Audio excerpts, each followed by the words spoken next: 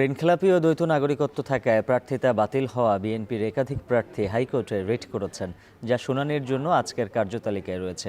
এ নিয়ে আরও বিস্তারিত জানাতে হাইকোর্ট থেকে যুক্ত আছেন সহকর্মী জাহিদ হাসান। জাহিদ, জানাবেন মোট কতজন প্রার্থী রিট করেছেন আর শুনানি শেষে কখন নাগাদ আদালতের সিদ্ধান্ত আসতে পারে?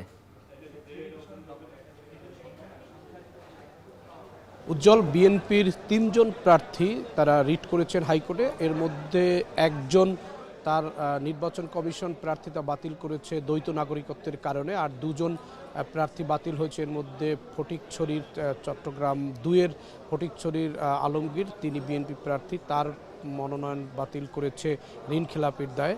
একই সঙ্গে কুমিল্লার ৪ আসনের আলোচিত প্রার্থী মঞ্জুরুল আহসান মুন্সি, যার সঙ্গে প্রতিদ্বন্দ্বিতা করছেন এনসিপি নেতা হাসনাত আবদুল্লাহ, তার যে মনোনয়নপত্র বাতিল করেছে নির্বাচন কমিশন, তার বিরুদ্ধে তারা রিট করেছেন। সেই রিটের শুনানির জন্য কার্যতালিকায় ছিল, তবে কিছুক্ষণ আগে এটি শুনানি হয়েছে এবং এই মঞ্জুরুল আহসান মুন্সির যে রিট, তার প্রার্থিতা ফিরে পেতে সেই রিটের শুনানি হবে আগামীকাল, অর্থাৎ বুধবার এটি শুনানির জন্য কার্যতালিকায় থাকবে।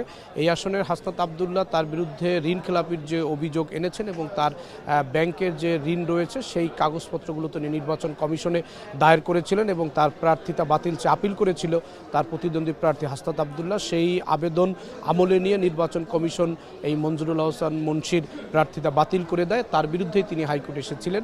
এছাড়া কুমিল্লার ১ এবং ২ আসন নিয়ে যে নির্বাচন কমিশন সিদ্ধান্ত দিয়েছিল, কুমিল্লা ১ আসন যে সীমানা নির্ধারণ করা হয়েছিল দাউদকান্দি এবং মেঘনা নিয়ে, সেটি বহাল থাকলো এবং ২ আসন ছিল হোমনা এবং তিতাস।